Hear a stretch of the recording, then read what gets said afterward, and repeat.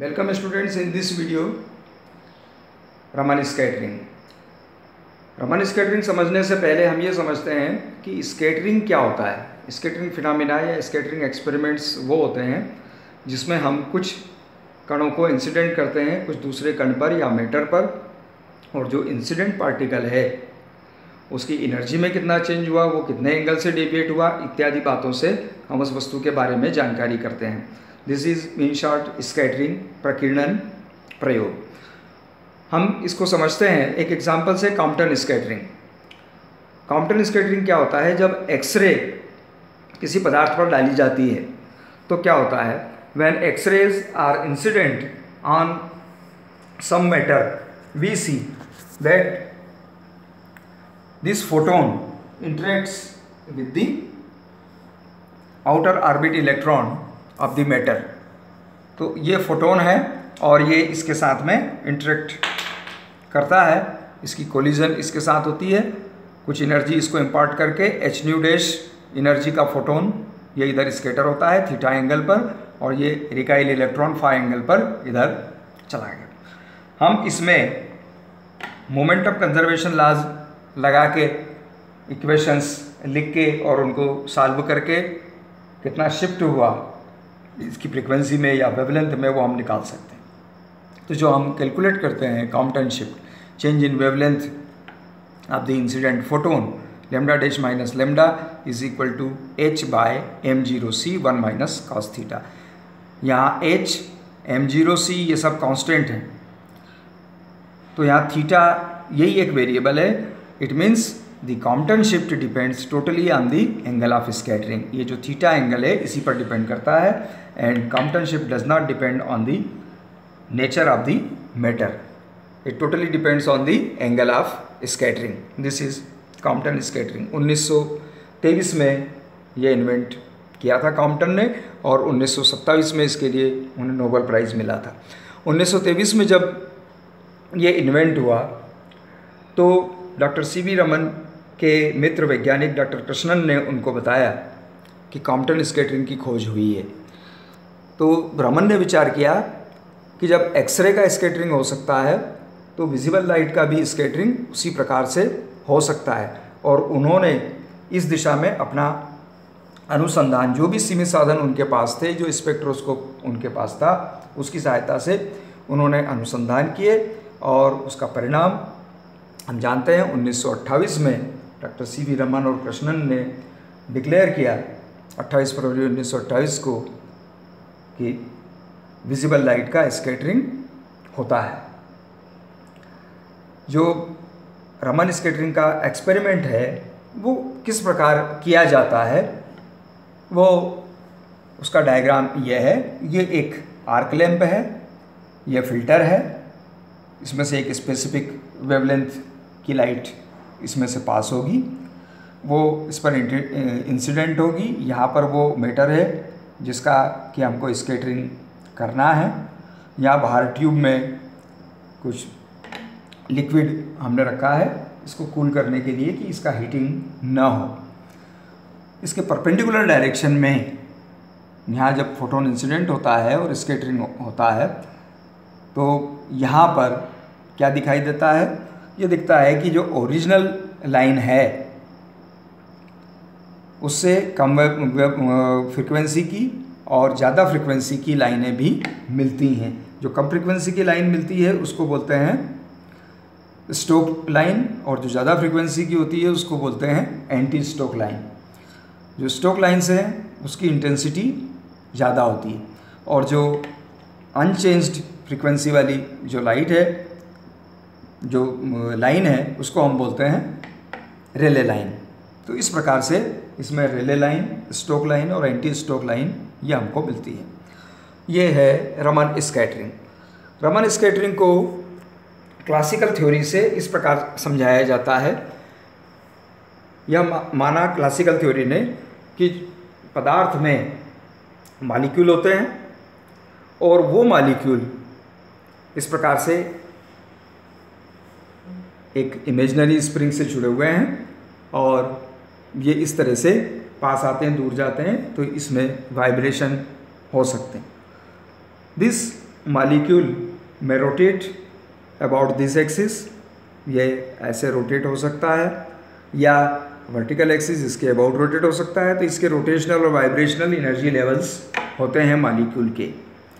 जब इसके ऊपर एक इलेक्ट्रिक फील्ड इम्पोज होता है तो क्या होता है कि इसमें एक इंड्यूस्ड डायपोल मोमेंट प्रोड्यूस होता है। वो जो इंड्यूस्ड डायपोल मोमेंट है उसको हम इस प्रकार लिख सकते हैं, induced dipole moment is equal to alpha times E. E is the field, electric field due to incident photon, alpha is polarizability. तो जो मॉलिक्यूलर पोलराइजेबिलिटी है पदार्थ की वो है। तो हम ये देखते हैं कि जब ये फोटोन इंसिडेंट होता है और वो मॉलिक्यूल के साथ में इंटरेक्ट करता है तो वो मॉलिक्यूल के रोटेशनल वाइब्रेशनल एनर्जी लेवल्स को चेंज कर सकता है। उसकी जो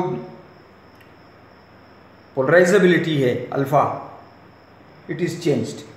तो अल्फ़ा यहाँ जो हमने लिखा है it is alpha 0 plus some constant beta times sin 2 pi nu vt.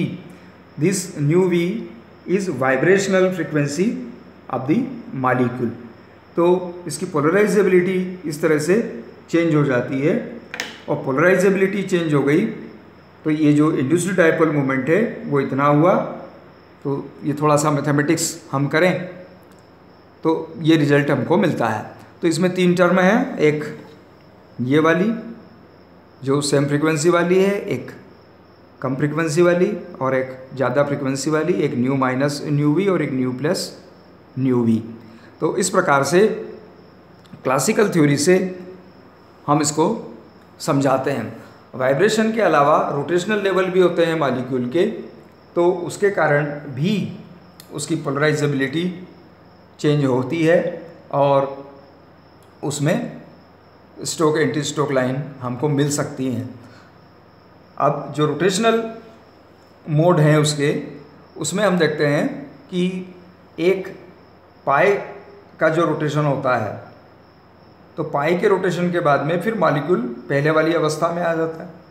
तो एक रोटेशन में 2 बार वही अवस्था आती है। तो यहाँ पर वैसा का वैसा ही जैसा हमने ये मैथमेटिक्स किया है वाइब्रेशनल मोड के लिए, रोटेशनल मोड के लिए भी वैसा ही मैथमेटिक्स करेंगे तो वैसा ही रिजल्ट मिलेगा, एक्सेप्ट यहाँ पर हमको मिलेगा nu minus 2 times nu R. ये रोटेशनल फ्रीक्वेंसी है। 2 टाइम्स इसलिए लिखा हमने कि एक जो मॉलिक्यूल है वो रोटेट होता है तो एक रोटेशन में 2 बार एक समान अवस्था आती है। तो यहाँ पर इस प्रकार से ये 2 लाइन मिलती हैं। तो इस तरह से क्लासिकल थ्योरी ने रमन स्कैटरिंग को समझाया। प्रॉब्लम क्या हुई कि क्लासिकल थ्योरी ये नहीं समझा सकी कि ये जो लाइन मिलती हैं इसमें जो स्टोक लाइन है ये ज़्यादा तीव्र क्यों होती हैं, इनकी इंटेंसिटी ज़्यादा क्यों होती है, तो ये नहीं समझा सकी। तो इसके लिए क्लासिकल थ्योरी के बजाय क्वांटम थ्योरी का सहारा लिया गया। क्वांटम थ्योरी क्या कहती है? The energy is discrete, it is radiated in the form of energy photons H new. तो यह माना गया कि जो इंसिडेंट फोटोन है एच न्यू एनर्जी का वो और मॉलिक्यूल इसके बीच में इनइलास्टिक कोलिजन होता है, अप्रत्यास्थ टक्कर होती है, in which the energy of the incident photon is changed. तो इसमें इस टक्कर के फलस्वरूप क्या होता है कि जो अलग अलग स्टोक और एंटी स्टोक और अनचेंज्ड रेले लाइन हमको मिलती हैं, वो किस प्रकार से मिलती हुई देखते हैं। तो ये एनर्जी लेवल्स हैं, ये किसी मॉलिक्यूल का ग्राउंड लेवल है, ये फर्स्ट एक्साइटेड लेवल है, ये सेकंड एक्साइटेड लेवल है। तो ये इंसिडेंट फोटोन है। अब इंसिडेंट फोटोन की एनर्जी मॉलिक्यूल एब्जॉर्ब करके इस लेवल तक एक्साइट होता है, और जब यहाँ से डी एक्साइट होता है तो ये इस लेवल तक ही डी एक्साइट होता है। तो यहाँ पर जो डिफरेंस ऑफ एनर्जी है वो इस एच न्यू से कम होगा। तो यहाँ जो फोटोन निकलेगा वो फोटोन इस एनर्जी से कम एनर्जी का होगा डेफिनेटली। तो ये स्टोक लाइन का ओरिजिन इस प्रकार से होता है। एंटी स्टोक लाइन कब निकलती है? जब इंसिडेंट फोटोन को मॉलिक्यूल फर्स्ट एक्साइटेड स्टेट में है और एब्जॉर्ब करके हायर स्टेट में जाता है।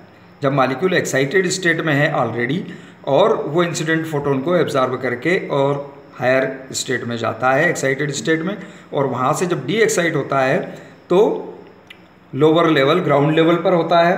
तो यहाँ पर जो फोटोन एमिट होता है इसकी जो फ्रिक्वेंसी है वो फ्रिक्वेंसी इससे ज़्यादा है, उसकी एनर्जी ज़्यादा होगी। इस प्रकार से एंटी स्टोक लाइन हमको मिलती है।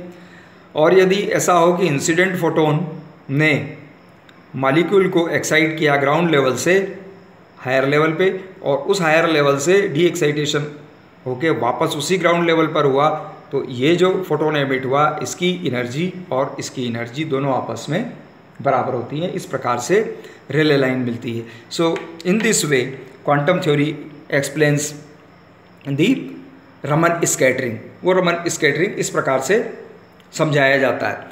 तो 1928 में डॉक्टर सी.वी. रमन ने 28 फरवरी को इसकी घोषणा की कृष्णन के साथ में। उसकी स्मृति में हम 28 फरवरी को प्रतिवर्ष विज्ञान दिवस मनाते हैं।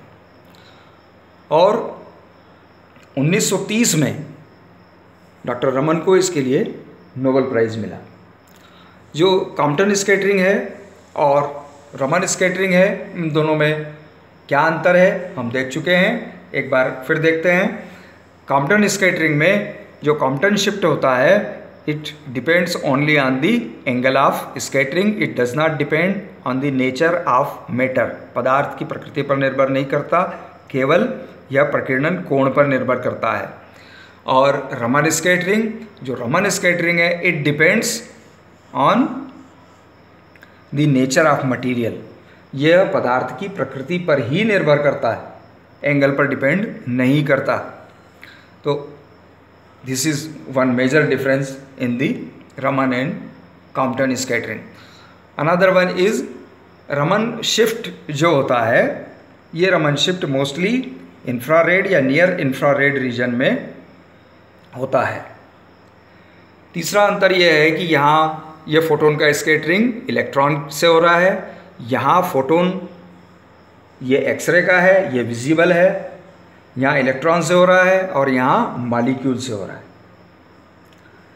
This is also inelastic scattering, this is also inelastic scattering.